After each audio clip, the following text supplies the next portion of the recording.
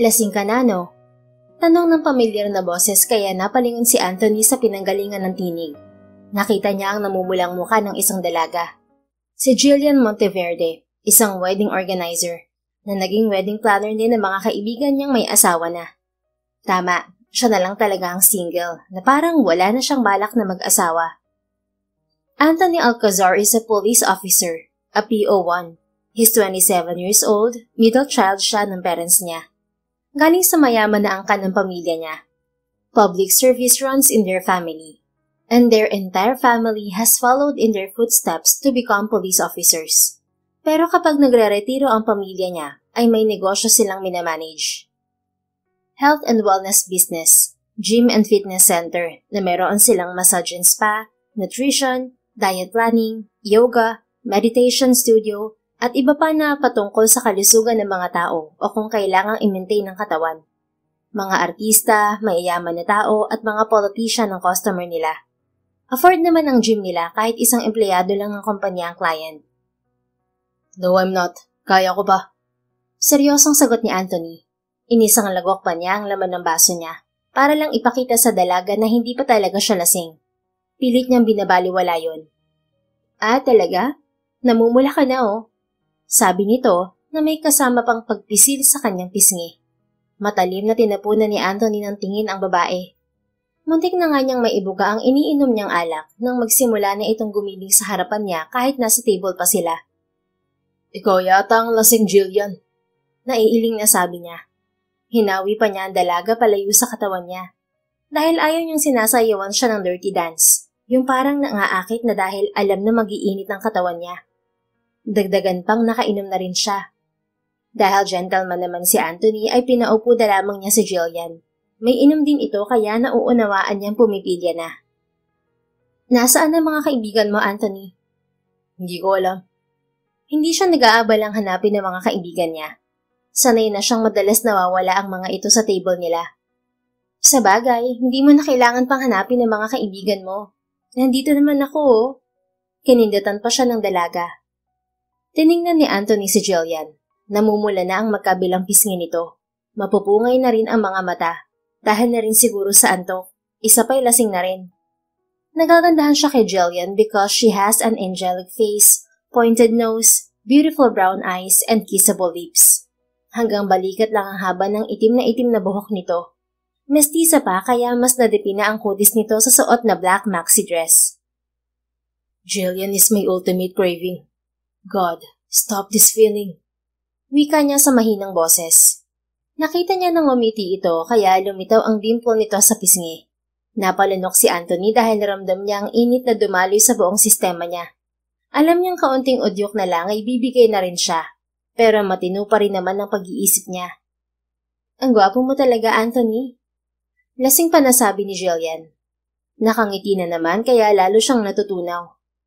Are you single? Yun ang lumabas mula sa bibig niya. What do you think? Ibinaba ni Anthony ang hawak niyang wine glass. Tumayo siya saka naglahad ng kamay kay Jillian. Parang hindi man lang ito nagulat sa ginawa niya. Jillian, maybe we can have some fun. Just the two of us. Matamis nang umiti sa kanya ang dalaga bago tinanggap ang kamay niya. Nagdaop ang kanilang kamay. Hindi na pinansin pa ni Anthony na may kakaibang boltahe ng kuryente ang dumaloy sa kanilang ugat. Siguro ay dala na rin yun ng alak, kaya parang wala na rin siya sa sarili at hinila ang babae. Nakalingkis na nga ang makinis at mainit na kamay nito sa braso niya habang kinakausap niya ang isang lalaki na kukuha sila ng VIP room. Hinatid pa sila nito. Enjoy the night, ma'am, sir. Magalang at nakangiting sambit ng assistant manager ng clubhouse na yon. Pagkasara ng pinto ay ipinindid ni Anthony ang katawan ng babae. Mahina itong napahalakhak. Hinagod ng mahahaba nitong daliri ang panga niya, na mabilis niyang hinuli. Hinalikan niya ang kamay nito bago mariin na siniil ng halik si Jillian. In an instant, they surrendered to pleasure and desire, two bodies dancing in ecstasy. Nagising si Anthony na kinaumagahan na masakit ng ulo. Pinasadahan pa niya ng tingin ang 4 na sulok ng kwarto. Napabalikwas na lang siya ng bangon nang maalala ang ginawa nila ni Jillian kagabi. Goodness, sambit niya nang makita ang pulang matcha sa kama. Napahila mo siya sa muka. Wait, Jillian? Where is she? Sinilip niya ang banyo. Walang tao. Napailing siya dahil iniwan na nga siya ni Jillian. Ang pulang marka lang ang naiwan nitong bakas. Patunay na siyang nakauna dito. Tumayo na lang si Anthony. Tinungo muli ang banyo para maligo. Ilang minuto lang din ay nilinisan na niya ang VIP room. Pinuntahan niya si Jillian sa apartment nito. Alam naman niya kung saan tumutuloy ang babae. Minsan kasi ay siya pa ang inuutusan ng mga kaibigan niya na sunduin ito o ihatid. Jillian, nandyan ka ba? Kinatok ni Anthony ang pinto ng apartment ng dalaga, subalit walang sumasagot. Jillian, ako to si Anthony. Napahagod siya sa buhok. Nababanas na siya sa totoo lang. Pero may paninindigan naman talaga siya. Si Jillian ay hindi kung sino-sino lang. Mabuti itong tao kaya pananagutan niya ang ginawa nila kagabi. Humugod siya ng malalim na hininga. Saka kinuha ang cellphone niya upang tawagan si Alan. Ang asawa nito ay close kay Jillian. Oh Anthony, napatawag ka. Bungad nito sa kabilang linya. Nasaan ang asawa mo, Alan? May alam ba siya kung nasan ngayon si Jillian? Hinahanap mo si Jillian? Hindi ba kayong dalawang magkasama kagabi? Kaya nga kami umalis para masolo niyo ang isa't isa. Base pa lang sa boses nito ay talagang natutuwa ito sa ginawa kagabi. May nangyari sa amin pare, dala ng kalasingan. Narito ako ngayon sa apartment niya pero wala yata siya rito. Problemadong tugon niya. Hay nako pre, ang sabi mo nagugustuhan mo na siya pero hindi mo niligawan dahil sa trabaho mo, Anthony. Tapos ngayon hinahanap mo. Aminado naman si Anthony na yun nga ang nararamdaman niya para kay Jillian. Madalas niyang sinasabi na may tamang panahon para maging opisyal ang relasyon nila. Natutuwa nga rin siya sa atensyon na ibinibigay ni Jillian sa kanya. Pero may mga inaasikaso pa siya sa trabaho at sa pamilya niya, kaya pinagpaliban muna niya ang panliligaw dito. Mukhang ako pa ang tinakasan, kaysa akong tumakas, Alan. Tatanungin ko ang asawa ko, tatawag na lang ulit ako sa'yo kapag may update na ako. Paalam nito na ikinatango niya lang. Bumalik siya sa kotse niya para sana magpahinga muna saglit, para na rin hintayin ang tawag ng kanyang kaibigan. Ngunit nakatulog siya. Nagising na lang siya sa ingay ng cellphone niya. Tumatawag na si Alan. Agad siyang umibis sa sasakyan saka muling bumalik sa apartment ni Jillian. Anthony pare, nagpaalam nga si Jillian sa asawa ko na aalis. Inalok daw kasi siya ng trabaho pero hindi sinabi kung saan pupunta. Kumuyom ang kamao niya. May hint na siya kung bakit sumama sa kanya kagabi ang dalaga. Hindi dahil lasing ito, kundi dahil aalis na pala ito kaya nagkaroon ng lakas ng loob na gawin ang bagay na yon kasama siya. Kainis. Kapag nakita ko ang babaeng yun, itatali ko siya sa kama ko. Nagigigil na wika niya. Natawa lang si Alan sa kabilang linya. Maya-maya ay nakita niyang nakabukas ang pinto ng apartment ni Jillian. Isa-isang inilabas doon ang mga gamit. I'll call you later, Alan. Bigyan mo rin sana ako ng update about her. Sige, pre. Isang matabang babae na nakasuot ng puting bestida ang naabutan niya sa apartment unit. Manang, si Jillian ho. Otomatikong tumaas ang isa nitong kilay.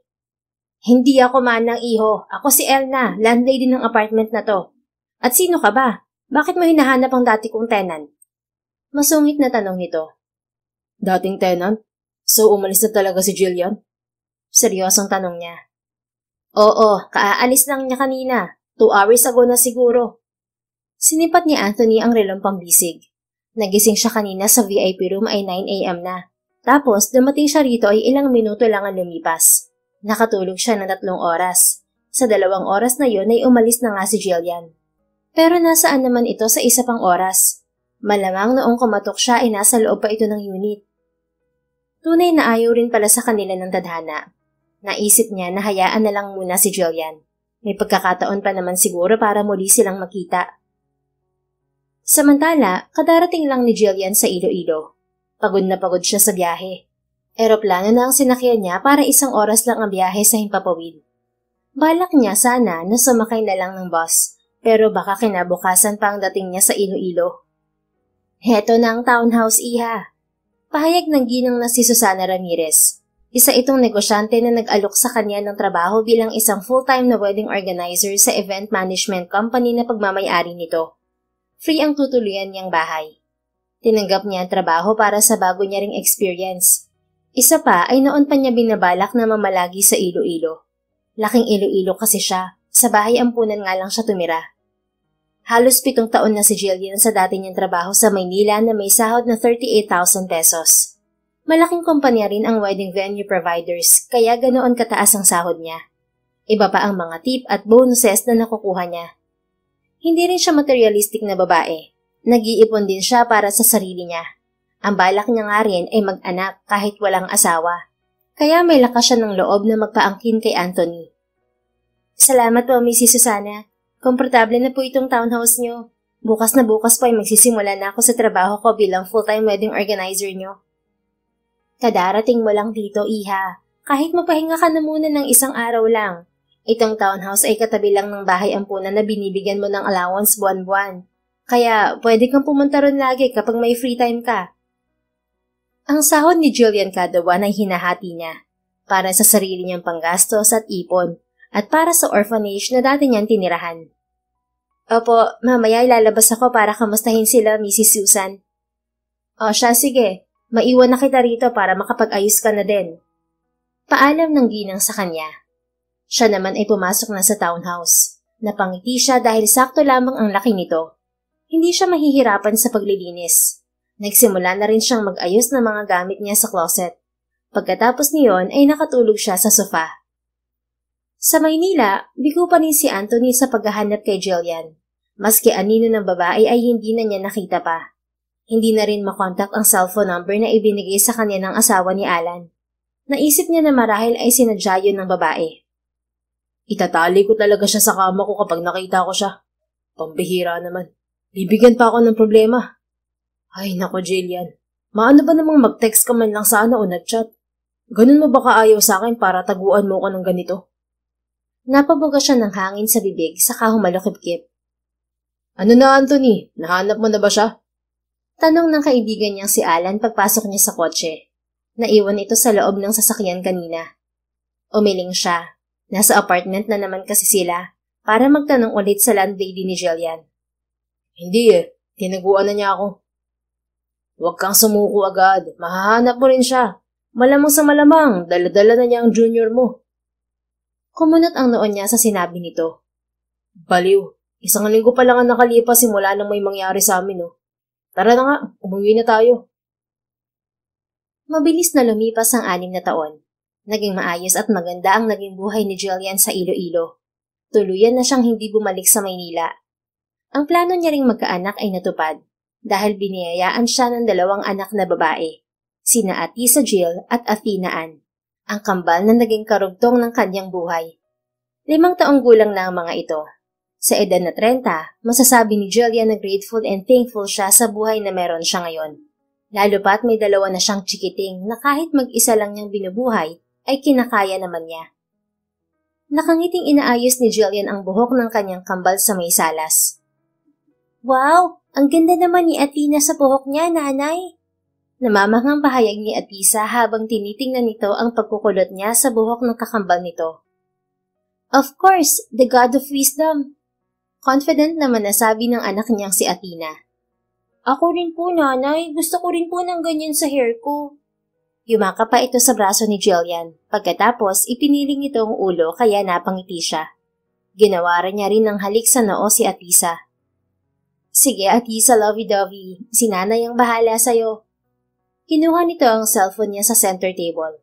Alam niya kung ano na naman ang panonoodin ng baby Atisa niya.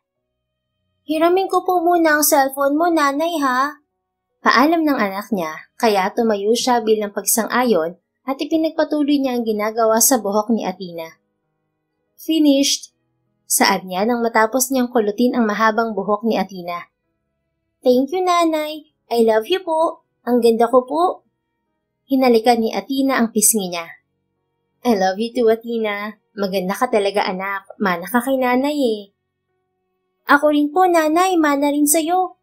Apila ni Atisa habang abala sa cellphone. Siyempre naman, anak. At pareho kayong maganda. Never ikinahiya ni Jillian na nabuntis siya at walang nanagot sa kambal. Dahil naging kumpleto siya nang dumating ang mga anak niya sa buhay niya, na matatawag niyang pamilya niya.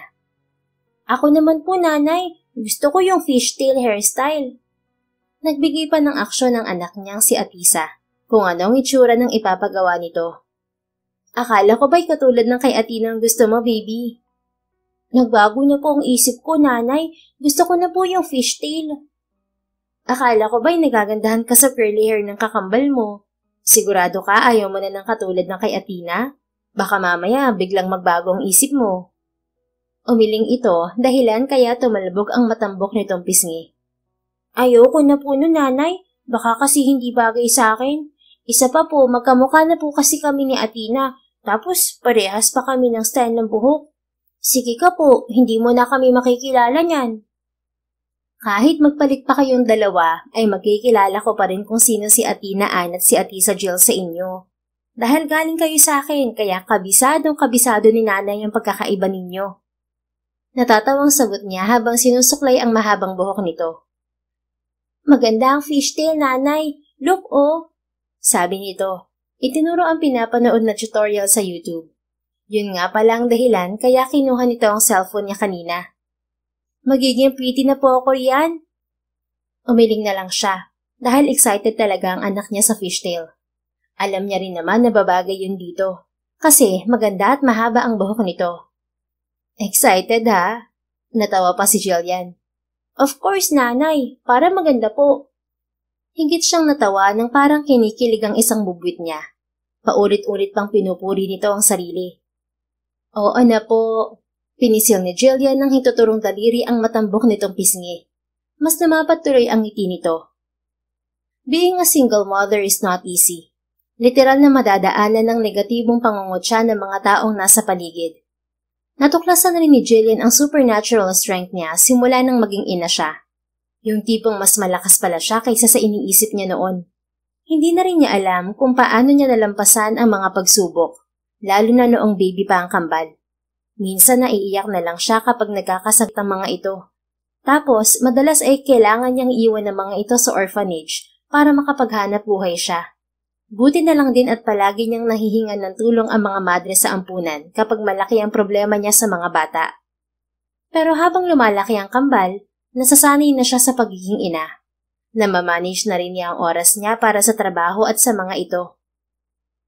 Kinabukasan, hawak kamay ang kambal na naglalakad papunta sa bilihan ng buko juice. Pero naengganyo silang dumiretso at pumasok sa sementeryo na malapit sa tindahan. Maaliwalas ang panahon, hindi masyadong tirik ang araw. Maulap man, ngunit walang nagbabadyang ulan. Walang katakot-takot ang kambal na nilusob ang lugar. Naniniwala naman sila na hindi nababangon pa ang mga patay dahil yun ang kwento ng nanay nila. Tignan mo nga, Atisa, kung may kaparehas tayong pangalan sa mga lapida. Wika ni Athena sa kakambal, parang namamasyal lang sila sa playground. Hala! Gulat na sigaw ng kakambal niyang si Atisa. Huminto pa ito sa harapan ng puntod. Bakit? Ano yun, kambal? Sinundan niya ng tingin ang mga mata nitong nakapako sa kung saan. May nakita ka bang hindi ko nakikita, Atisa? Siniksik niya ang katawan sa kapatid. Athena, may kapareho tayo ng birthday, oh. Sabi nito sabay turo sa nakikitang nakaukit na petsa sa lapida. Hoy, akala ko naman kung ano na, makasigaw ka naman, wagas. Nakasimangot niyang sambit. Natawa ang kapatid niya kaya marahan niya itong tinulak. Ikaw, Athena, ah, matatakutin ka pala talaga. Hawak kamay na ulit silang nagpatuloy sa paglalakad. Hindi naman totoo ang mga multo. Sabi nga ni nanay, maniniwala lang daw siya na totoo yun kapag may nakita siyang multo. Sa bagay nga, pagsang-ayon niya. Dinuyan nila ang magkahawak nilang kamay at ngumingiti sila sa isa't isa kapag nagtatama ang kanilang mga mata. Natigilan naman si Athena nang may nakita. Hala! OA niyang sigaw. Patakbo siyang lumapit sa isang puntod. Atisa, look, oh! Ang daming candies at may mga crackers pa. Kunin natin to. Ibenta natin sa mamang pulis dun sa labas. Dali! Hala, Athena, baka may nagmamay-ari niyan. Wala yan. Tayo lang naman ang tao dito, oh. Sayang naman kasi. Benta na lang natin, di ba? Oo nga. Sige na nga. Tabi-tabi po. Sayang po kasi. Wika ng kapatid niyang si Atisa. Inilagay na nito ang candy sa plastic na daladala nito. Isa-isa na nga nilang kinuha ang mga pagkain sa ibabaw ng puntod. Tara, Atisa, maglipot pa tayo baka meron pang iniwan na pagkain. Sabi ni nanay bawal daw magsayang ng pagkain, di ba? Bakit kaya nila iniiwan lang dito ang mga to? Baka kasi busog na sila. Tara na nga, punuin natin tong plastic natin. Masaya ang dalawang bubwit habang namumulat ng mga naiwan na crackers at candy sa ibabaw ng mga puntod. May mga chichirya din. Hanggang sa naisipan na nilang lumabas ng sementeryo. Dahil masakit na ang tama ng sikat ng araw sa balat nila. Tagaktak na rin sila ng pawis. Ngunit baliwala na yon. Enjoy na enjoy pa rin silang naglakad palabas ng libingan. Ano ba tong nakuha kong candy at isa? Melted na naman yata siya. Kambalo, kumakayat na. Nakasimangot na reklamo ni Athena habang hinahawakan ang mga candy na nakolekta niya. Okay lang yan, Athena. Subukan natin ibenta rin sa mga mamang pulis na yun. Sigurado akong bibili sila. Itinuro niya ang isang pulis na busy sa kausap nito. Siguro matagal na to, Atisa. Muling sinuri ni Athena ang candies. Baka nung isang araw pa yan. Naulanan lang kaya ganyan, Athena. Pero siguradong masarap pa rin yan. Baka makunat na ang crackers na to, kambal. Usal niya. Inabot niya rito ang crackers. Okay pa to, Athena. Matunog pa naman. Inanog nga ni Atisa ang laman ng crackers. Okay, sabi mo yan ha? Oo, halika na Athena. Baka umalis na si mamang pulis. Lakad-takbo na silang naglakad palapit sa kinaroroonan ng mga pulis. Samantala, abala sa pagbibigay ng instruction si Anthony sa mga kasamahan niyang pulis para masecure ang lugar. Lalo na sa loob ng sementeryo. Dahil katatapos lang ng undas kaya kailangan nilang i-clear ang area. Ganoon kasi ang madalas nilang gawain. Sa Iloilo na assign si Anthony Alcazar. Ngayon ay police staff sergeant na siya. Abala siya sa pagsasalita nang may dalawang batang babae ang lumapit sa kanya. Pawisan ng mga ito na may hawak-hawak pang supot. Kung ilalarawan niya ay nagbebenta ang mga ito, ngunit hindi naman mukhang gusgusin. Mamang pulis, pili na po kayo! Malambing na chorus pa ng dalawang batang magkamuka. Itinaas pa ang cellophane na hindi alam ni Anthony kung ano ang laman. Mura lang po ito, mamang pulis. Pahayag ng bata na may bangs. Nagpa-cute pa ito sa harapan nila. Dahilan para lumabas ang mga biloy sa magkabilang pisngi ng mga bata. Napangiti si Anthony na hindi niya namamalayan habang nakatitig lang sa dalawa. Feeling niya kasi ay nakita na niya ang mga ito, pero hindi niya maisip o maalala kung sino. Sir? Tawag sa kanya ng kasama niyang pulis kaya lumingon siya rito. Bili na raw po kayo, libre niyo po kami. Sabi nito kaya tumingin ulit siya sa dalawang bubwit. Mamang pulis, piso na lang po itong candy pati po itong chichirya. Pambili lang po namin ng buko juice. Ani naman ng isang bata na walang bangs. Walang kahirap-hirap na lumitaw ang biloy nito sa pisngi. Hindi ba kayo malulugi kapag piso lang yan? Tanong niya sa dalawa. Sa palagay niya ay kambal ang mga ito. Sa mukha pa lang ay halata na. Hindi naman po, mamang pulis. Magkano naman ang crackers na mga hawak nyo? Tanong niya. Sinilipan niya ang laman ng cellophane. Pero hindi niya alam na kung bakit pamilyar ang binebenta ng mga ito. Alin po ba rito, mamang pulis? Lahat yan bibilhin ko. Sagot niya. Namilog ang mga mata ng dalawang bata na ikinatawa niya. Bibilhin niyo po ba lahat ng mga to? Sigurado po kayo? Namamanghang tanong ng walang bangs na bata. Napatango-tango siya. Pero sir, may mga melted na po na candy. Baka po naulanan kaya na melted na po siya. Okay lang, bibilhin ko pa rin para naman makauwi na kayo at makabili na rin kayo ng buko juice. Sabi ni Anthony kaya napangiti ang mga bata. Tumalon pa ang mga ito sa harapan niya. Hindi niya alam kung bakit magaan ang loob niya sa mga bata. Pakiramdam kasi niya ay matagal na niyang kilala ang mga ito. Sir, kahawig mo sila. Muling tawag ng kasama niyang pulis na si Alfred Hidalgo. Napakunot ang noo niya. Matiim niyang tinitigan ng dalawang bata. Isa-isa na rin kumuha ng paninda nito ang mga kasamahan niya. Binalatan niya ang isang candy. Sinubo ito bago niya kinuha ang wallet sa bulsa niya. Nagbigay siya ng 500 pesos sa mga bata. Oh, ito ang bayad namin. Keep the change at umuwi na kayo, okay? Salamat po. Opo, mamang pulis. Masayang pasasalamat ng dalawang bata sa kanya. Sabay na rin na yumuko ang mga ito. You're welcome, kids. Teka, saan nga pala kayo kumuha ng mga paninda niyong to? Bakit ibang lasa? Usisa ni Anthony. Doon po sa semeteryo po, sa ibabaw po ng mga puntod. Mabilis na sagot ng kambal. Itinuro pa ang gawin ng sementeryo gamit ang muso. Sementeryo? Di makapaniwalang sabit ni Anthony. Opo, sayang po kasi mamang pulis eh. Nakalimutan po yata ng mga kaanak ng patay ang mga crackers dun sa ibabaw ng mga puntod. Kaya kinolekta na lang po namin at binenta sa inyo. Anak ng pating, walang galang ang mga batang to. Sigaw ng kasamahan ni Anthony. Kanya-kanya na ang luwa sa kinakain na crackers at candy sa mga ito. Si Anthony naman ay hindi na nagawa pang iluwa ang candy dahil paubos na. Napaatras naman ang mga kambal. Mukhang natakot. Kaya sinamaan ni Anthony ng tingin ng mga kasama. Hinarap niya ang kambal. Namumula na ang mata ng mga ito na tila nagbabadya na ang mga luha. Bigla ay tila nanikip ang dibdib ni Anthony sa nakitang reaksyon ng mga bubwit. Kayo naman mga bata, hindi yun magandang asal ha? Malamanay niyang wika. Ang alin po, mamang pulis? Ang magbenta kayo ng kinuha nyo lang sa puntod. At ang manloko sa mga tao ay bawal na bawal. Nasaan ba mga magulang nyo? Hindi ba kayo tinuruan na bawal kayong manguha ng pagkain dito sa sementeryo? Bad yun kids ha? Mahaba at malumanay na sambit ni Anthony. Para naman hindi matakot ang mga ito. Ngunit sadyang paiyak na rin talaga ang kambal. Sorry po mamang pulis. Hindi po namin alam na bawal po.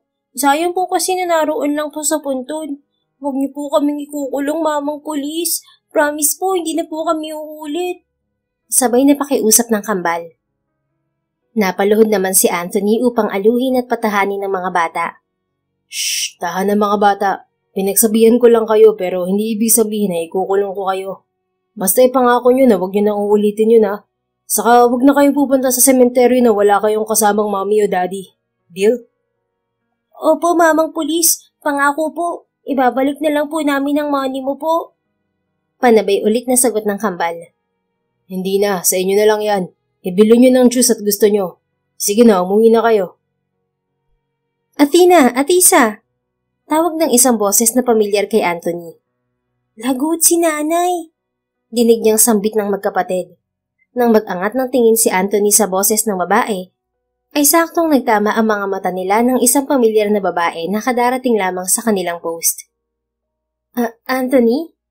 Nauutal na sambit nito. Jillian? Halos sabay na sambit nila sa pangalan ng isa't isa. Anong ginagawa mo rito? Sabay ulit silang nagsalita. Nanay! Tawag ng isa sa kambal, sabay hatak sa manggas ng mahabang bestida ni Jillian. Atisa, anong ginagawa niyo rito ni Athena? Kanina ko pa kayong hinahanap, narito lang pala kayo. Gulat na tanong nito sa kambal. Kilala mo mga batang yan, Jillian? Malamig na tanong ni Anthony. Walang ekspresyon ang mukha niya. Ngayong nakita na niya ulit ang babaeng nagbigay sa kanya ng problema noon. Nakaramdam siya ng inis at pagtatampo. 6 na taon niya itong pinahanap pero hindi ito makita-kita ng inutusan niya. Kaya naman pala, nasa malayo itong probinsya. So, anak pala ni Jillian ng mga to? At tama nga siya, kambal ang dalawa. Ha? Oo, bakit? May problema bang nangyari dito, Anthony?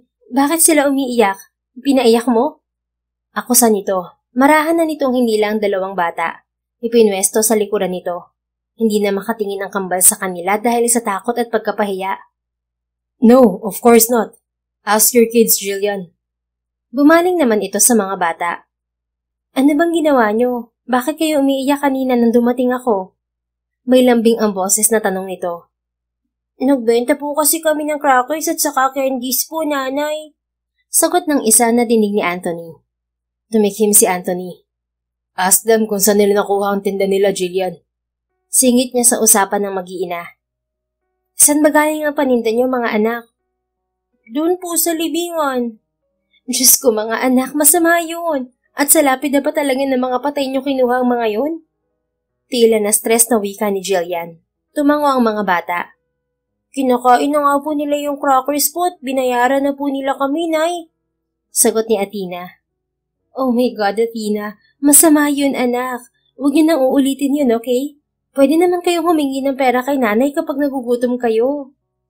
Opo, nanay. Sorry po. Akala lang po namin may nag-aksaya ng mga candy sa sementeryo. Hoy, misis, turuan mo naman ang magandang asal ang mga anak mo. Tama bang pagbentahan kami ng mga pagkain na galing sa sementeryo? Nagigigil na tanong ng kasamang pulis ni Anthony. Napatingin dito ng masama ang binata. Yung Nova medyo makunat na nga po, Sir Anthony. Tapos kayat-kayat na ang mga candy. Kaya naman pala, ilang araw na sa sementeryo. Sabi ko kasi sa'yo, Atisa, makunat na yun eh.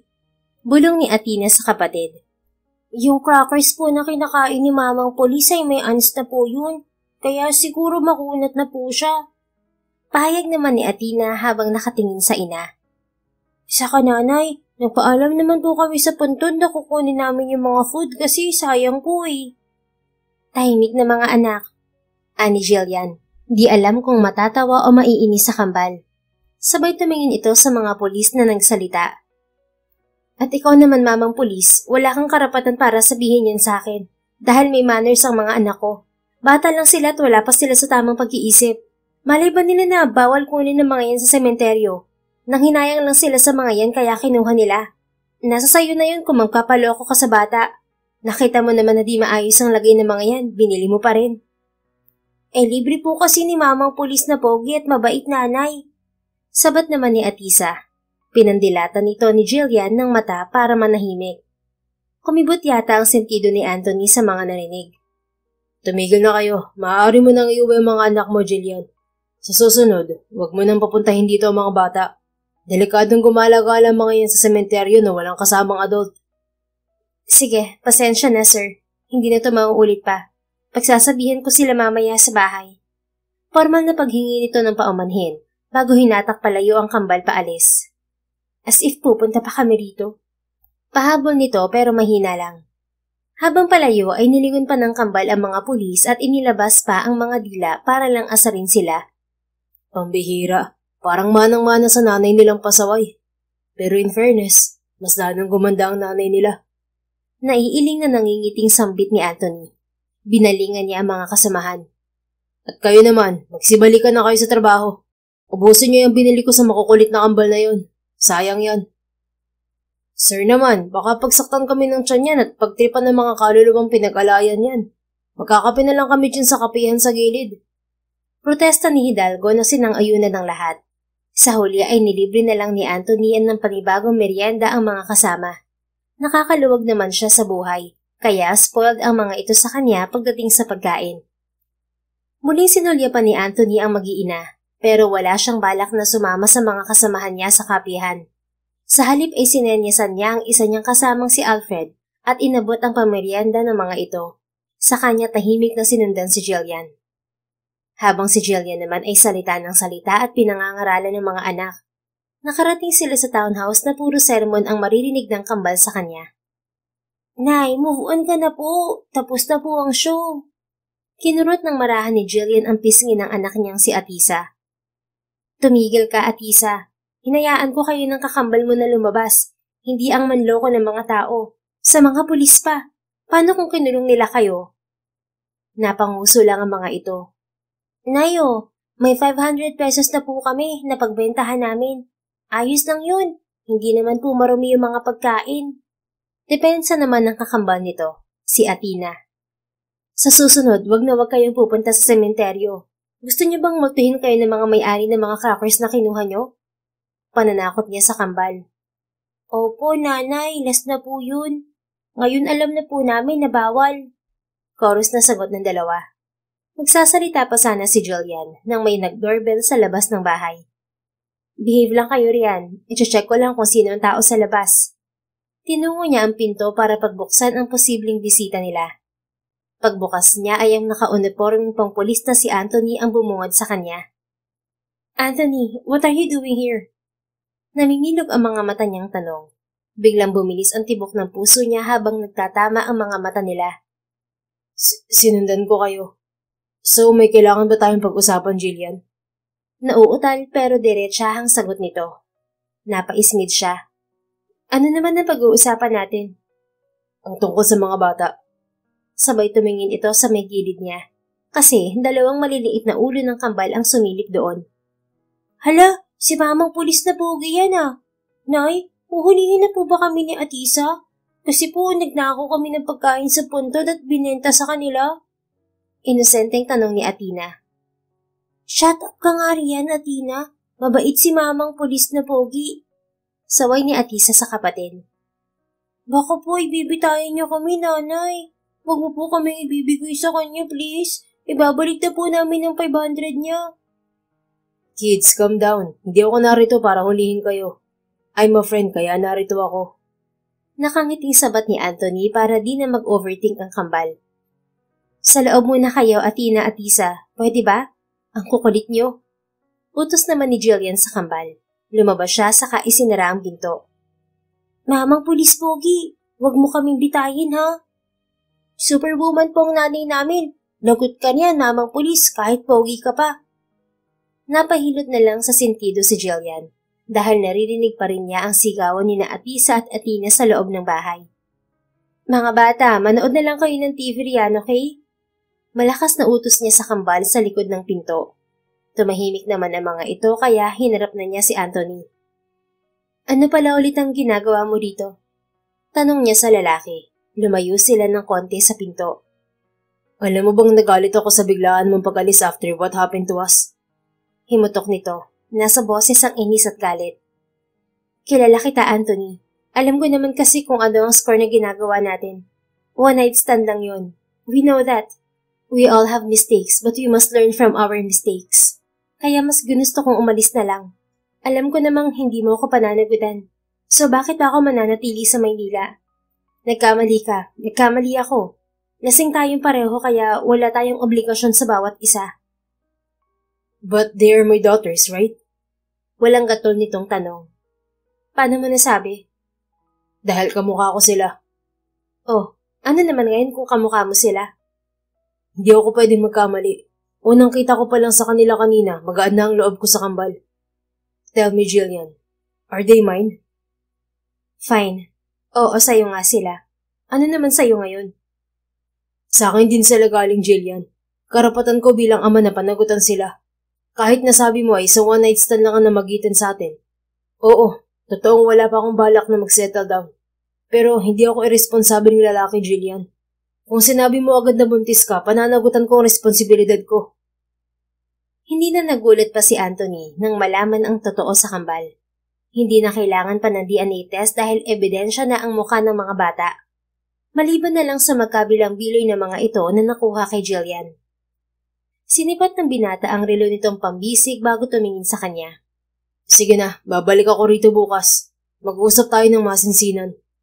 Paalam nito. At huwag ka nang tatakas dahil hindi kita titigilan hanggat hindi kita nakikita ulit. Pabala pa nito. Bakit naman kami tatakas dito kami nakatira? I'm just saying. Oo na, sige na Anthony. He nodded again saka ito lumisan. Humugot ng malalim na hininga si Jillian. Pumasok na siya ng bahay at nadatnan niyang nakaupo na sa sofa sina Atisa at Athena. Nay, umuwi na po ba si mamang pulis? Tanong ng anak niyang si Athena. Ewan ko sa'yo. Ang kukulit niyo naman kasi mga anak. Diyan na muna kayo manood ng TV. Magluluto na muna ako ng dinner natin. Paalam ni Jillian. Iniwan na nga niya roon sa sala nila ang kambal.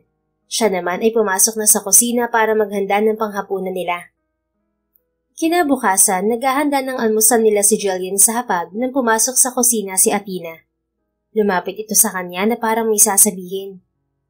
Nanay, may naghahanap po sa'yo. Imporma nito kaya biglang bumilis ang tibok ng puso niya. Alam niya kasi na si Anthony yon. To be fair, hindi naman niya ipagdadamot ang kambal dahil tama ito. Karapatan ng binata na makilala sina Athena at Atisa. Yun naman talaga dapat. Sino? Masuyo niyang tanong sa anak. Kunwari ay wala pa siyang idea kung sino ang tinutukoy nito, na masyadong napaaga ng dating. Ay, nakalimutan agad ni nanay. Si mamang pulis pogi po, yung kahapon po nanay. Di ba sabi niya friend kayo? Mahinang natawa si Jillian nang hawakan ng maliit nitong kamay ang dalawang daliri niya at hinila na siya palabas. Sandali naman anak. Sita niya pero walang narinig ang bata. Tuloy-tuloy lang ang paghila nito sa kanya. Natanong ni Jillian sina Anthony at Atisa na seryosong nag-uusap. Nasa labas pa ng bahay ang mga ito. May upuan doon kaya magkatabi ang dalawa. Nakita niya na may binulong ang anak niya sa lalaki bago kinuha ang ibinigay ng ama na stuffed toy na alam niyang pasalubong nito sa kambal. Hindi talaga maipagkakailan na magtatay ang mga ito. Literal na carbon copy ni Anthony ang dalawang bubuet. Hay, may request na naman sigurado ang kakambal mo, Athena. Sabi niya sa anak niyang hinahatak siya papalapit sa dalawa. Bakit mo po gustong kausapin ng nanay namin, mamang pulis? Narinig ni Jillian na inosenteng tanong ni Atisa kay Anthony. Mausisa talaga ito. May kasalanan po ba ang nanay namin sa'yo? Di ba po kami lang ang may atraso sa inyo? Ibabalik na po namin ang pera mo. Muling tanong nito nang hindi sumagot ang lalaki dahil nakatitig lang ito sa mukha ng bata. Napatikhim naman si Jillian upang makuha ang atensyon ng mga ito. Agad na napalingon ang mag-ama. Nandiyan na po ang nanay ko. Tumayo si Atisa mula sa kinauupuan.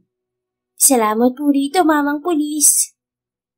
Hindi na muna pinansin ni Anthony si Jillian dahil ang pansin nito ay nasa isang kambal na si Athena. Hindi na nagdalawang isip na lumapit sa kanila si Anthony para buhatin ang isa pang anak. Pinaupo nito sa garden seat table si Athena. Parang baliwala lang kay Athena ang ginawa ni Anthony dahil naghihintay rin ito ng pasalubong ng ama. This is for you, my little peanut. Malambing na sambit ng binata. Ibinigay ang duck na stuffed toy. May pa-chocolate pa.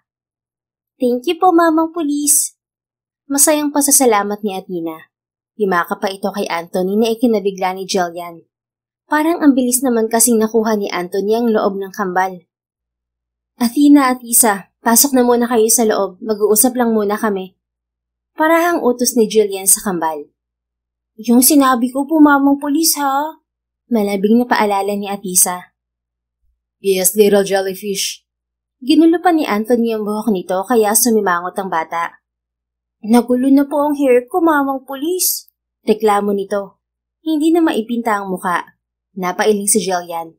Alam niya na pagdating sa buhok ay talagang sensitive si Atisa. Oh, sorry. Ayusin natin mamaya. Mabilis ding nakarecover ang bata. Ngumiti ito ng kay tamis-tamis. Okay lang po, mamang pulis. Basta yung sinabi ko, Hinawakan nito ang kamay ng kakambal bago tumakbo ang dalawa papasok sa loob ng bahay. Lumingon muna si Jillian sa pintuan na nakabukas. Binalingan niya si Anthony. Sinenyasan niya ito na umupo sa may tapat ng pwesto niya. May mesang nakapagitan sa kanilang dalawa. Nakapatong sa mesa ang pumpon ng bulaklak. Nang ibigay nito sa kanya ay nag-init ang magkabilang pisngi niya. Bakit nag-abala ka pa? Tanong niya sa lalaki. Tama bang pumunta ako rito na walang dala para sa'yo, Jillian? Tibit itong umiti. Hindi rin nakatakas sa paningin niya ang pagpula ng tainga at leeg nito. Ibinaba niya ang bulaklak sa kandungan niya. Gusto sana niyang amuyin dahil fresh pa ang mga rosas. Pinigilan na lang niya ang sarili dahil baka sabihin ni Anthony ay kinikilig siya. Salamat, Anthony. Ano nga palang sinabi ni Atisa sa'yo? Habang kausap niya ito ay talaga namang bumibilis ang pintig ng puso niya. Napahima si Anthony sa batok. Doon niya lang napansin na hindi naka-uniforme ang binata. Puting t-shirt at maong na pantalon ang suot nito. Kapag bumalik daw ulit ako rito sa bahay niyo, gusto niyang pasalubong ko sa kanya ay glitter hair stencil at hairpin. Yung maraming color daw, para maganda raw siya palagi. Napahampas naman si Jillian sa noo niya. Nahihiya siya sa munting request ng anak niya. Nako, pagpasensyahan mo na si Atisa, Anthony. Mahilig kasi siya sa mga palamuti sa buhok. Ang dami na nga niya accessory sa kwarto nila Tumango ito. Ngumiti pa sa kanya kaya lalong nagregodo ang puso niya. It's okay, Jillian. Maliit na bagay basta para sa mga bata. Ilang sandaling naghari ang katahimikan sa pagitan nila. Ang tibok ng puso niya ang siyang tanging naririnig niya. Nagsimulang laruin ni Jillian ng mga daliri. Hindi niya kasi alam kung anong sasabihin niya rito. Jillian? Ano yun, Anthony? Hihingin ko rin sana ang karapatan ko sa mga anak natin dahil ako naman ang ama ng kambal. Sambit nito. Matiin pa siyang tinitigan sa muka. Gusto kong makilala nila ako bilang ama nila. Natatawagin din nila akong tatay at ipaparamdam ko sa kanila ang pagmamahal ng isang ama. Mahirap man para sa kanila pero hayaan mo kung ibigay ang makakaya ko. Please, let me be a father to our twins, Jillian. Okay lang naman kung co-parenting lang, Anthony. Hindi ko naman ipagdadamot ang mga bata sa'yo dahil unang-una sa lahat, may karapatan ka naman talaga sa kanila. Pasensya na rin kung hindi ko agad pinaalam sa'yo na may anak tayo. Ako kasi ang tipo ng babae na hanggat kaya ko, ayokong humingi ng tulong. Alam mo naman siguro na orphan ako kaya lumaki akong palaging mag-isa at dumidiskarte sa buhay mag-isa. Mahabang sagot niya. Yes, I know. And I'm so proud of you na kinaya mong itaguyod ang kambal natin kahit mag-isa ka lang. Maraming salamat, Jillian. Promise na hindi ka na mag-iisa sa pagtataguyod sa kanila. Narito na ako. Nakangiting sambit nito. Nakikita niya ang saya at galak sa mga mata ni Anthony. Ngumiti lang siya saka tumayo. Yakap-yakap na niya ang bulaklak. Naalala niyang kakain pa nga pala sila ng breakfast. Nagagahan ka na ba, Anthony? May lambing na tanong niya sa binata. Bahagya pa itong nagulat. Hindi pa eh. Excited kasi akong pumunta rito. Nahihiyang tugon nito. Kailan mo binilang pasalubong sa kambal? Kagabi after I went here, dumiretso ako sa mall. Sorry kung masyado akong excited. Actually, hinulaan ko lang yung pasalubong ko sa kanila. Okay lang. Appreciative naman ng kambal. Kahit anong matanggap nila, masaya sila. Just a minute. Bakit ka nga pala narito sa Iloilo? May ginawa ka bang kalokohan sa Manila? O sisa niya na nagpaudlot sa paghakbang nila? Wala.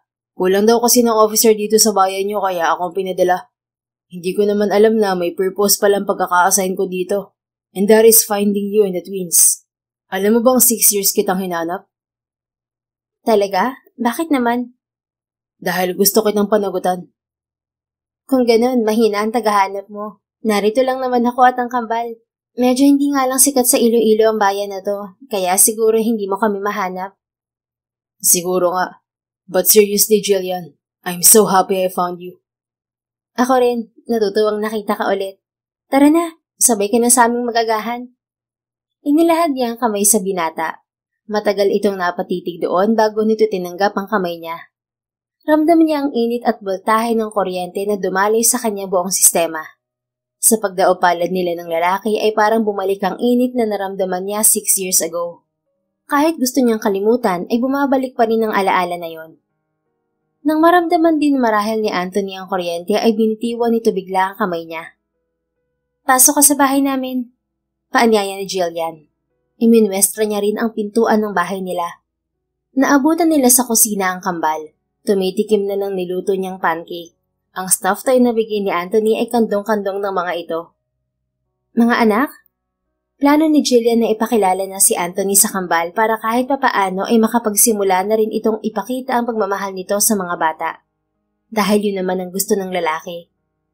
Bakit po, Nay? Chorus na tanong ng dalawa matapos nguyain ang pinirasong pancake. Atisa, Atina. Sambit niya sa pangalan ng mga ito. Sinulipan niya si Anthony na naghihintay rin sa sasabihin niya, maski ito ay kinakabahan.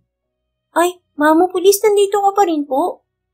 Manghang tanong ni Atina. Bumaba ito sa upuan at tapos ay patakbong lumapit sa kanila. Yes, my peanut. Malambing na sagot naman ng ama nito. Lumuhod pa upang magbantay ito sa mukha ng kanilang anak. Hindi ka pa uuwi, Mamang Pulis? Wala ka po work sa sementeryo? Tanong naman ni Atisa. Mamaya na muna, jellyfish. Sambit naman ng lalaki. Paano po yung pasalubong ko? Atisa? Tawag ni Jillian sa anak. Bakit po, Nay? May sasabihin ng nanay sa inyo. Makinig kayo kay nanay, ha? Tumango ang kambal. Okay po. Lumuhod naman siya at salitang tinitingnan ng kambal. Hindi ba gusto niyang makilala ang daddy niyo? Opo, Nay. Chorus na naman ng kambal. Okay, sasabihin na ni nanay kung sino ang daddy niyo. Muli niyang tinignan si Anthony. Hindi naman ito mukhang nauubusan ng pasensya sa tagal niyang magsabi ng katotohanan sa kambal. Itong si Mamang Pulis niyo, siya si Anthony Alcazar. Siya ang daddy niyo. Diretsong sambit niya. Mabilis na napatingin ang kambal sa lalaki. Sabi ko na nga ba na ikaw ang tatay namin, Mamang Pulis, kasi kamukha ka po namin eh. Masayang sabi ni Atina. Yumaka pa nga ito sa ama. Sumunod din ng isa. Napangiti na lamang si Jillian dahil natanggap agad ng mga ito ang ama. Kahit nakahapon nang nagkakilala ang mga ito, ramdam niya ang pangungulila ng kambal sa ama. Kung mas naging matapang lang sana siya noon at hindi inisip ang negatibo na hindi siya panagutan ni Anthony, ay sana lumaki ang dalawang anak niya na may pag-aaruga ng isang ama. Pero hindi pa naman huli ang lahat. Sabi nga ni Anthony, babawi ito. Salamat, Jillian. Pasasalamat ni Anthony na hindi na napigilan ng pagluha. Nanginginig pa ang boses. Naramdaman niya rin ang pamamasa ng mga mata niya. Bago pa man tumulo ang luha niya ay tumingala na siya. Hindi ka na aalis, tatay, ha? Dito ka na lang po sa amin. Narinig niyang malambing na sabi ni Athena. Paano yung pasalubong ko, tatay, kung hindi ka na aalis? Wika namang nakanguso ni Atisa. Napabugan ng hangin si Jillian. Yun pa talaga naisip ng isang anak niya. Bibilhin pa rin natin yun, Atisa, anak. Kung gusto mo, pumunta pa tayo ng mall sa isang araw para ikaw na mismo pumili ng gusto mo para sa hair mo. Gusto mo ba yun? Opo, tatay. Gustong gusto po. O siya, tama na yan. Kakain pa tayo ng agahan. Sabat ni Jillian bago pa makalimutan ang pagkain nila ng agahan. Kakain din po ba ang tatay, nanay? Tanong ni Athena. Of course, walang maghuhugas kapag hindi kakain ng tatay. Nakangiting sagot na lamang niya kay Athena. Tutulungan na lang po namin ng tatay, nay. Di ba, Athena? Oo, Atisa. Bias na yata yan, Atisa Jill, ha? Oo nga pala, Anthony. Atisa Jill at Athena ang pangalan nilang dalawa. Madali mo lang silang makikilala dahil ang isa ay walang bangs. Paliwanag niya kay Anthony. Napangiti naman ito sa kanya. Ang gaganda ng pangalan nila, Jillian. Nagustuhan ko. Mabuti naman. Halina kayo, kakain na tayo. Muling pag-aaya niya. Nauna na siyang umupo. Hinintay na lamang niya ang mag-aama. Masaya ang umagang yun para kay Anthony dahil parang nabuo siya sa hindi inaakalang pagkakataon. Idagdag pa ang malawak na pangunawa ni Jillian. Hindi siya nito pinagkaitan para magawa niya ang responsibilidad niya bilang isang ama sa kambal nila. Dahil nag-day off ng isang araw si Anthony ay hanggang sa lunchtime ay nasa bahay pa rin siya ng mag-iina niya. Napangiti siya sa naisip niya na may sarili na nga siyang pamilya na hindi niya nalalaman. Siguradong magugulat ang pamilya niya. Wala rin siyang balak na mag-co-parenting sila ni Jillian. Ang gusto niya ay kumpletong pamilya. Hays, hindi naman marunong ang tatay eh. Reklamo ni Atisa habang inaayos ni Anthony ang buhok nito. Nasa sala sila. Nalaman niya ang anak niyang si Atisa Jill ang maarte sa kambal. Dahil gusto nito ay perfect ang pag-aayos ng buhok nito. Ayaw nito na nasisira ang magandang hairstyle na buhok kapag inaayos ng nanay nito. Twisted bangs naman kasi yung pinagawa mo, Atisa. Mahihirapan naman talaga ang tatay niyan. Pagkampi ni Athena sa kanya. Si Athenaan ay simple lang ang gusto. Kung ano lang ang nababagay rito ay okay na to. Pero dapat din ay may style din daw lagi ang mahaba nitong buhok. Si Anthony naman ay nakikinig lang at pinagmamasdan ng dalawang bata. Jellyfish, gusto mo ba ng centipede na lang? Tanong ni Anthony kay Atisa. Napanood niya yun sa YouTube tutorial. Yun lang kasi muna ang napag-aralan ni tatay. Ang space buns naman katulad ng kay Peanut. Okay po, tatay. Gusto ko po. Mabilis naman ang sagot nito kaya inayos na niya ang buhok ng anak. Unang ginawa niya ay sinuklay niya ang mahabang buhok ni Atisa bago sinimulan ang pag-centipede sa buhok nito. Wow, marunong ka palang mag-braid ng buhok? Sumulpot si Jillian. Kanina ay nagpaalam na ito na pupunta sa orphanage. Na napag-alaman ni Anthony na kumukup dito noong bata pa. Sponsor doon si Jillian mula nang magkaroon ng hanap buhay bilang isa pa ring wedding organizer. Tunay na busilak ang puso nito. Umupo si Jillian sa single sofa. Pinapanood ang ginagawa niyang pag-aayos ng buhok ni Atisa. Pinag-aralan ko para sa kanila, Jillian.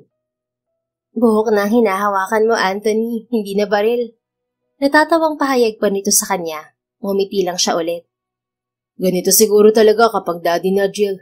Laging mga anak ang uunahin at handa mong gawin ng lahat para sa kanila. Sabi niya habang ipinagpapatuloy ang ginagawa niya sa buhok ni Atisa. Tatay, lagyan mo po ng glitter hair tinsel ang hair ko po. Singit ng bata. Inabot pa nito ang hair clip. Anak, nakakakalahati pa lang si tatay sa ginagawa niya sa hair mo. Sita ni Jillian sa anak nilang maarte. Pero Nay, gusto ko po. Tumingin si Jillian kay Anthony. Ngumiti lang siya sa babae dahil kung tutuusin ay okay lang naman sa kanya na ulitin niya ang nasimulang pagtitirintas. Hanggang sa matapos siya sa ginagawa sa buhok ni Atisa. Tuwang-tuwa ang bata sa kinalabasan ng tirintas nito sa buhok. Lumipas ang mga araw. Kahit on-duty si Anthony sa trabaho ay binibisita niya ang mag-iina niya pagkalabas na trabaho. 6 na buwan lang siyang na-assign sa Iloilo. Tapos balik Manila na siya. Pinagdarasal niyang sana makumbinsi niya ang mag-iina na sumama sa kanya sa Maynila pagkatapos ng kanyang kontrata. Kung hindi naman, willing siyang mag-adjust at manatili sa mga to. He's also a businessman anyway. Kaya kung sakali, baka pagtuunan na lamang niya ng pansin ang negosyo ng pamilya para mas marami siyang oras sa mag-iina niya. Pumunta na muna siya sa bayan para bumili ng pasalubong sa kambal. Napangiti siya dahil nakita niya si Jillian sa bayan. Bumili siya ng isang tangkay ng rosas. Naglalakad siya palapit sa dalaga. Tinago niya ang rosas sa likod para hindi nito agad makita. Jillian. Maso yung tawag niya rito. Mabilis naman itong napalingon sa kanya. Ikaw pala, Anthony. Anong ginagawa mo rito? Nang umiti ito ay nakita niya ang 2 malalim na biloy sa magkabilang pisngi nito. Bibili sana ako ng pasalubong para sa mga anak natin. Dahan-dahan lang, Anthony. Huwag mo silang masyadong spoiled. Higit na si Atisa. Mahirap na kapag nasanay sila sa luho. Baka hindi ko maibigay. Alam mo namang hinahati-hati ko lang ang kinikita ko sa pagiging wedding organizer. May orphanage pa akong kinakalinga. Paalala nito sa kanya. Ipinakita na niya ang hawak niyang rosas na ikinagulat naman ito. This is for you, Jillian. Thank you, Anthony. Tiningnan naman ni Anthony ang hawak nitong bayong. Namamalengke ka ba, Jill? Oo, sakto kasi nawala ng grocery sa orphanage. Solo ka? Tulungan na kita, Jill. Oo, konti lang naman to. Kung hindi ka busy ngayon, sige. Medyo mabigat din kasi ang bigas. Tumatangong sagot nito. Dala naman niya ang kotse niya. Nasaan pala mga bata? Tanong niya nang isa-isa na niyang naisakay sa Hummer niya ang grocery na pinamili nila. Iniwan ko na muna rin sa orphanage. May mga matatanda namang tumitingin sa mga bulinggit na yon. Uy, Anthony, huwag mong kalimutan ibigay sa akin ang bank account mo, ha? Paalala nito. Siya kasi ang nagbayad kanina sa grocery ni Jillian. Tumango lang siya kahit wala naman siyang balak na pabayaran yon. Binuksan niya ang pinto ng sasakyan. Inalalayan pa niya si Jillian papasok ng kotse. Salamat. Malambing na sambit nito. Sumakay na rin siya para makauwi na sila agad. Palagi kasi siyang excited makita sina Athena at Atisa. Namimiss niya rin ang mga ito. Pagkarating nila sa orphanage ay nakita agad ni Anthony ang kambal. Patakbo ang mga itong sumalubong sa kanila. Sabik na yumakap ang kambal sa ama. Tatay! Excited na sigaw ng dalawa. Oh God, parang hindi kayo nakikita araw-araw Natatawang komento ni Jillian. Nagtawanan sila. May pasalubong si tatay sa inyo mga anak. Nagpakabait ba kayo habang narito? Opo, tatay. Good, kaya deserve niyo ang pasalubong. Meron na ring lumapit na mga tauhan sa orphanage para tulungan si Jillian na ipasok ang mga pinamili sa loob. Yay! Marami na naman akong hair clips! Bulalas ni Atisa nang ilabas ni Anthony ang mga pasalubong sa kambal. Pinupog niya ito ng halik sa pisngi. Ang kakambal naman nito ay yumakap sa leeg niya. Doon na tayo sa bahay, guys. Bumili kami ng merienda. Anyaya sa kanila ni Jillian. Sama-sama na silang sumakay sa kotse niya. Diretso agad sila sa dining room pagkarating sa bahay. Tutulong pa sana si Anthony sa paghahain ng merienda nila pero pinigilan siya ng dalaga. Nanay, si tatay po bang nagbigay sa iyo ng rosas na yun? Inosenteng tanong ni Athena. Itinuro pa nito ang isang tangkay ng bulaklak na ngayon ay nakalagay na sa maliit na florera. Maganda yung tingnan kahit nag-iisa lang. Bakit mo naman naitanong yan, Athena? Wala lang po. Ang ganda po kasi di, kailan niyo po ba sasagutin ng tatay namin, Nay? Usisa naman ni Atisa. Kumunot ang noo ni Jillian. Hindi nakasagot sa anak. Jillian, remember when you said we'll just co-parent? I'm not okay with that. I want to be with you. To court you and build a family for our kids. Pwede ba ako manligaw? Nagsusumamong sambit niya. Ipinakita niya rin dito na sincere siya. Umawang ang labi nito. Pero Anthony, hindi niya ito pinatapos sa pagsasalita. I know you have feelings for me too, Jillian.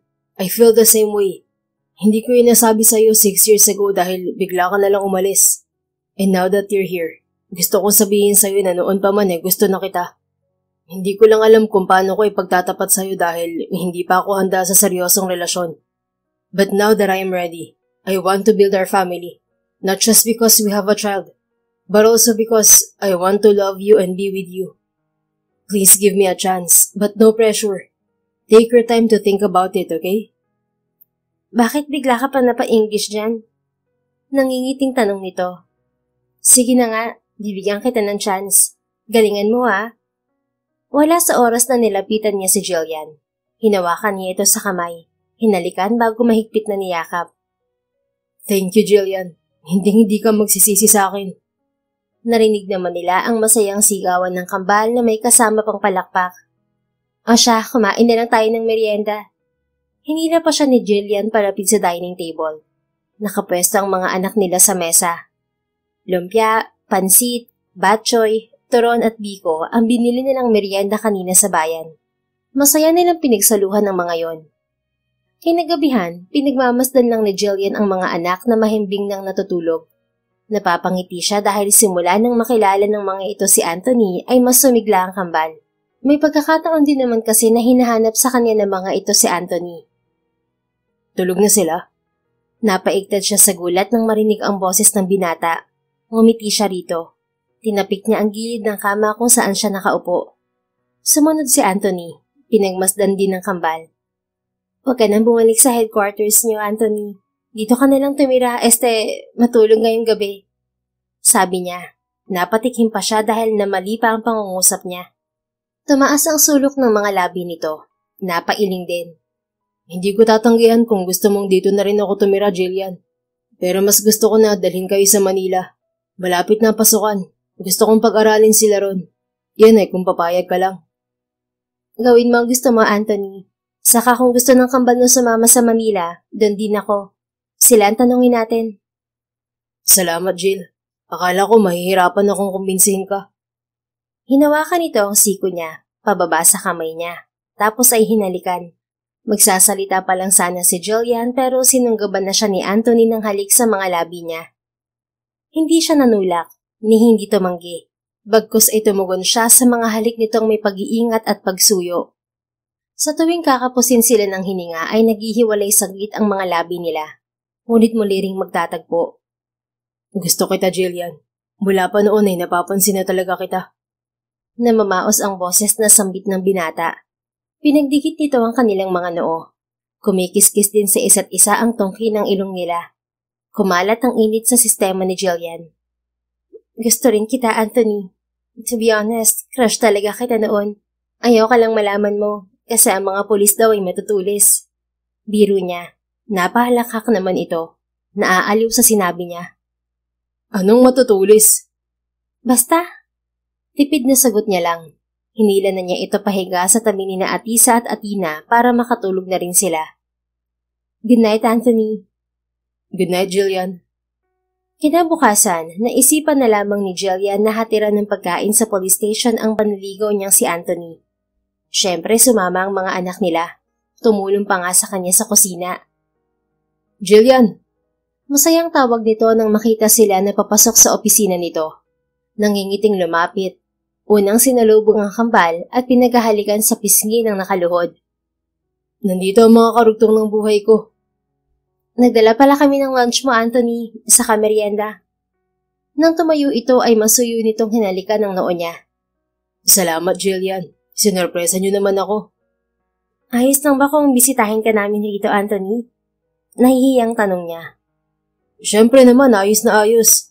Tara, doon na muna tayo umupo. Tinuro nito ang sofa na naroon sa opisina.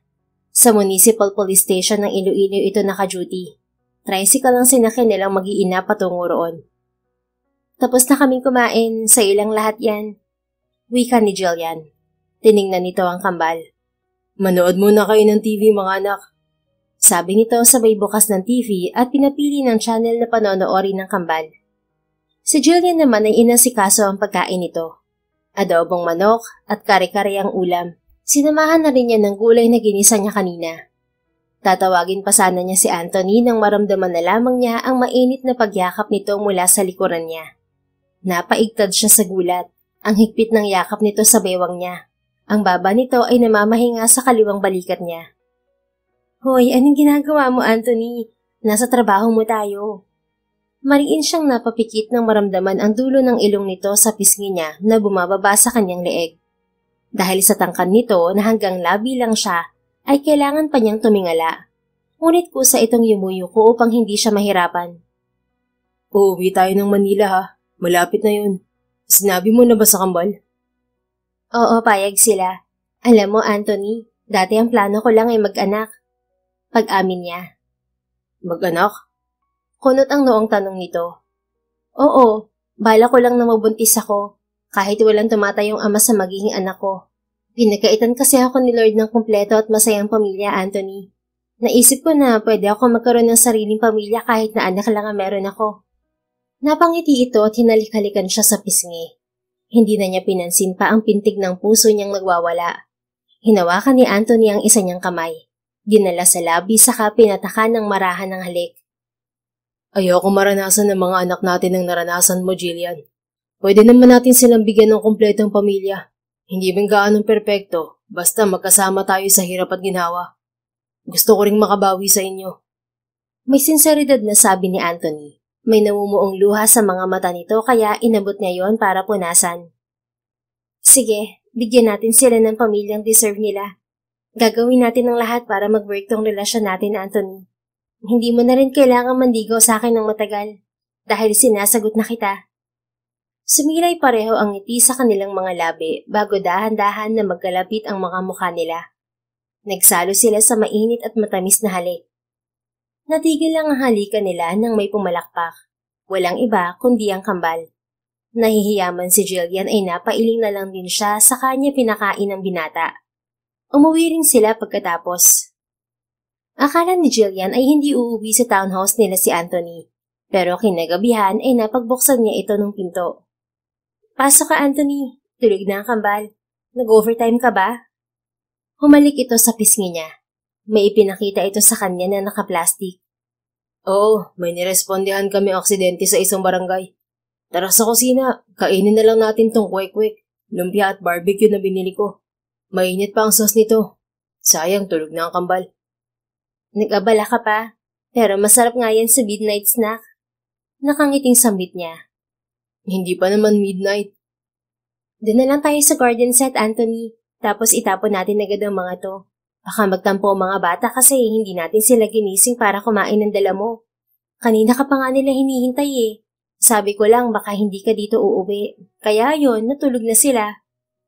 Oo nga eh. Bawi na lang ako sa kanila bukas. Bumala rin nga pala ako ng soda pero may juice din kung ayaw mo ng soda. Dapat beer ang binili mo. Pinisil nito ang pisngi niya.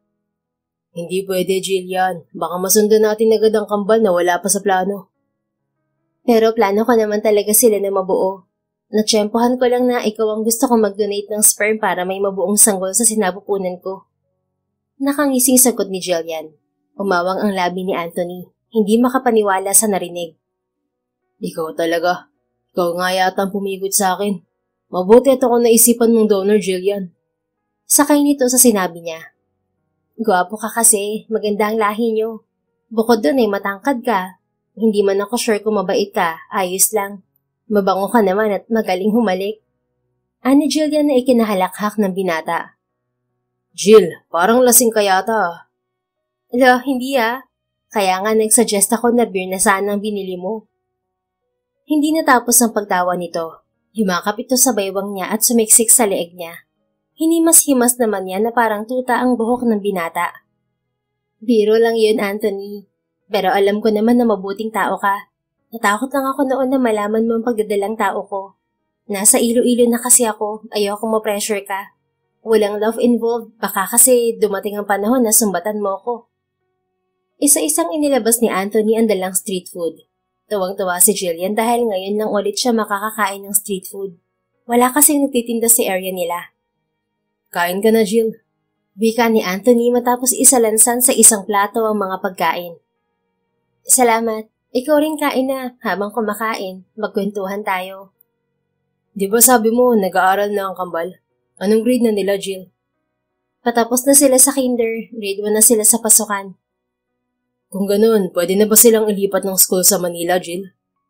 Sige, ikaw ang bahala. Anya, binigyan niya si Anthony ng isang stick na barbecue. Yung sauce ay naka-plastic cup. May paper plate din.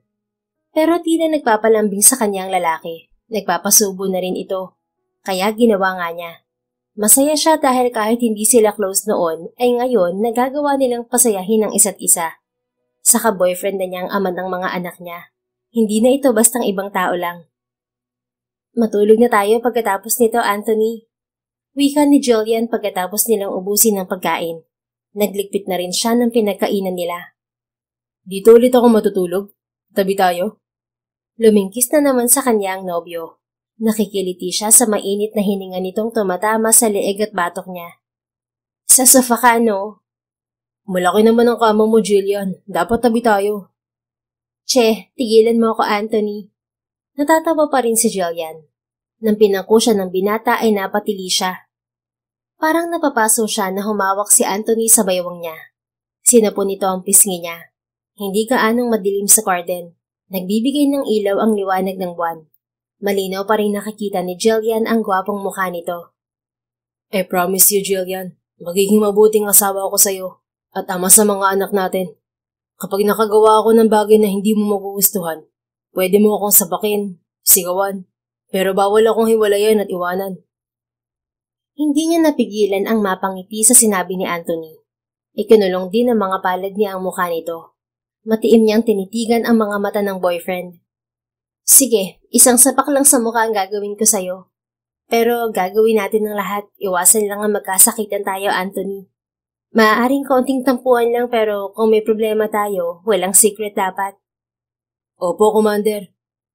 Nagkangitian sila bago siya siniil ni Anthony ng mainit at mariin na halik sa mga labi niya. Nagtagal sila roon ng halos 2 oras bago nila naisipan na pumasok na sa loob ng bahay. Hanggang sa sumapit na ang ika-6 na buwan ng pananatili ni Anthony sa trabaho. Handa na silang mag-iina na sumama rito pabalik sa Maynila. Bibisita po kami ng madalas, Sister Anna. Nakangiting saad ni Jillian. May edad na ito pero malakas pang tingnan. Sige, Jillian. Ako na ang bahala rito sa ampunan. Salamat dahil hindi mo kami pinabayaan. Wika nito. Naluluha man bagamat nakangiti. Bukod puro onay ang dati kong boss ay sponsor na rin naman ng orphanage. Hindi nila kayo pababayaan habang wala rin po ako, Sister Anna. Sige, mag-ingat na lang kayo sa biyahe nyo. Mamimiss namin kayo.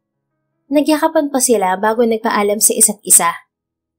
Sinalubong naman siya ni Anthony na kanina pang naghihintay sa kotse nito. 8 hanggang 10 oras ang biyahe nila kapag sasakyan lamang ang gagamitin nila patungong Manila. Depende rin sa traffic. Pero naisip nito na mag-eroplano na lamang sila. 1 oras lang kasi ang biyahe sa Himpapawid. Ayaw nitong mapagod sila.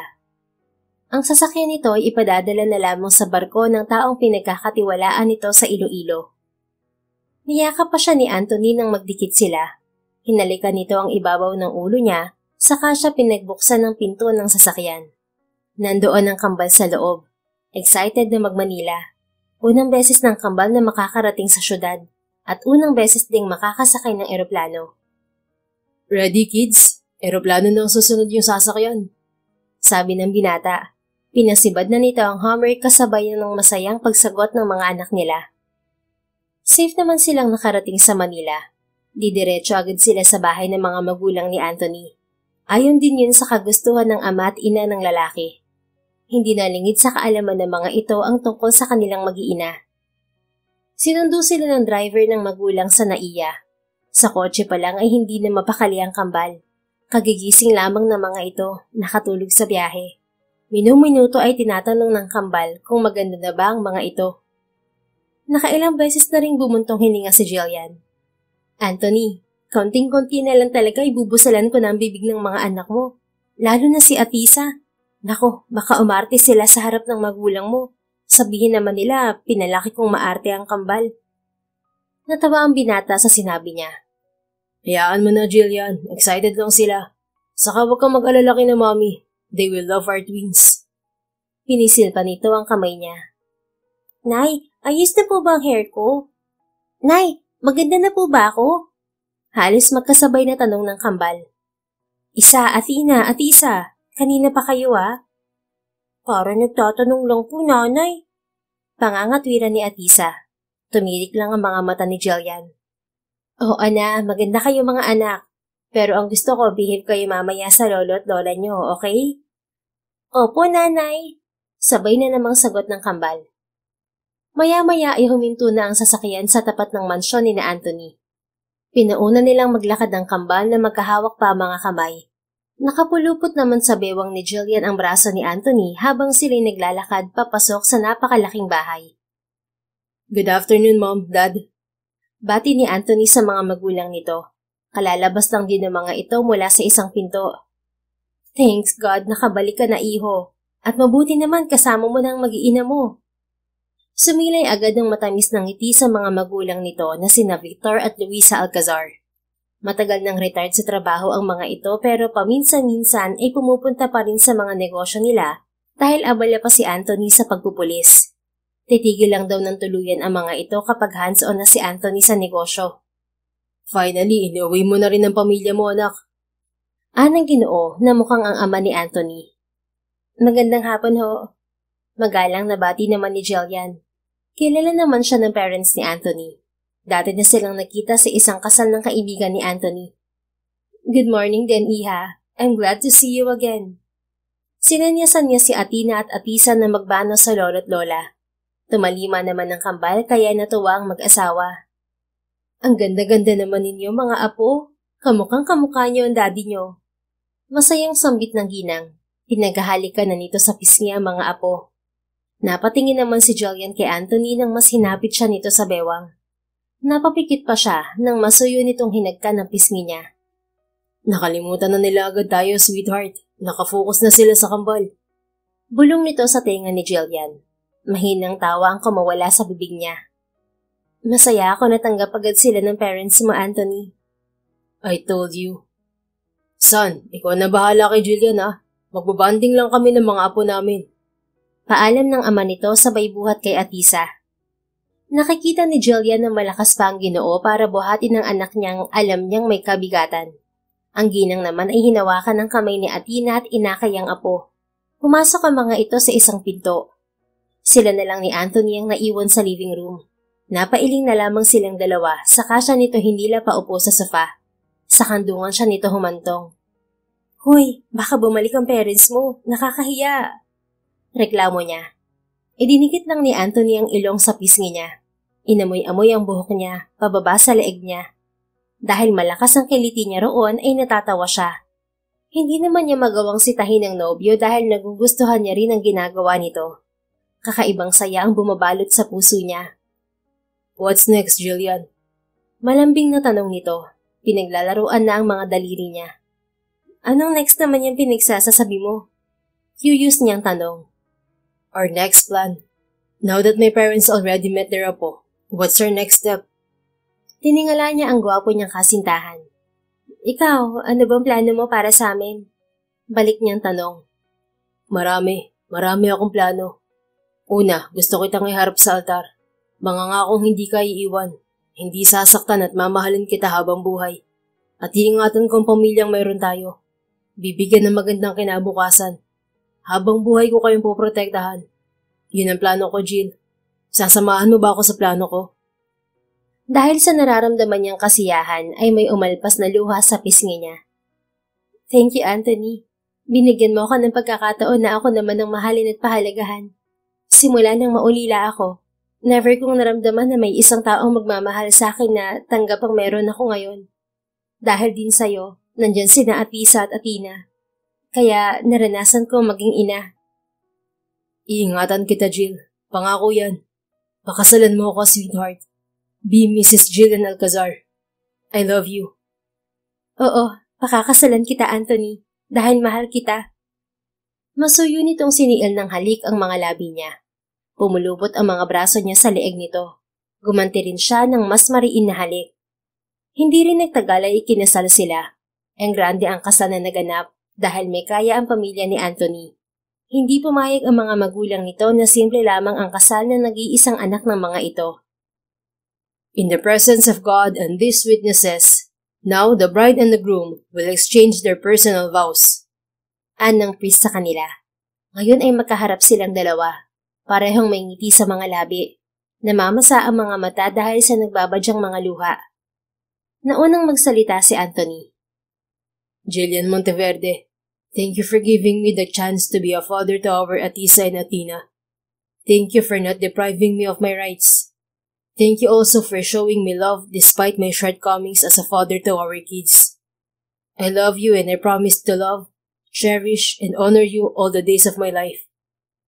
Nag-uunahan na sa pagtulo ang mga luha ni Jillian. Natouch siya. Anthony Alcazar, thank you too for giving me the chance to have a family.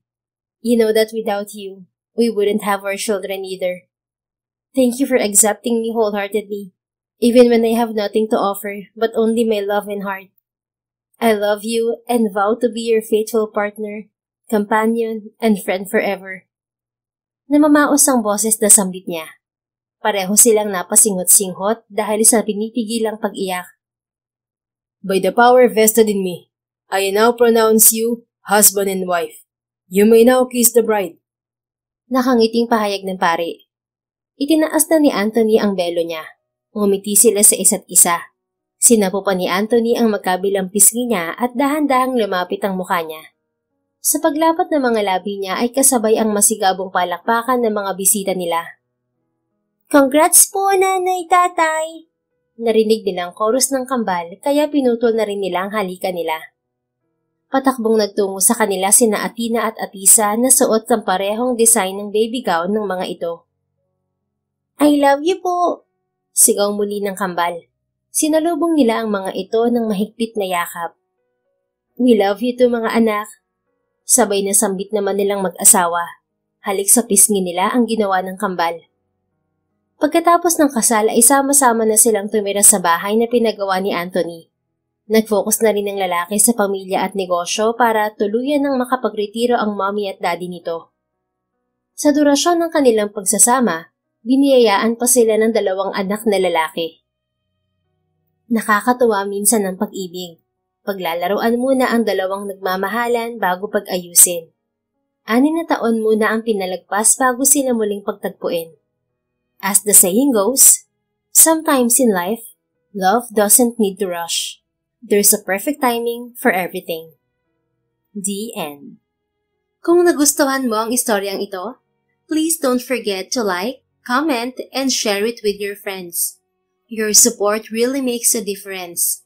Thank you and see you sa ating next story. Keep safe and be blessed.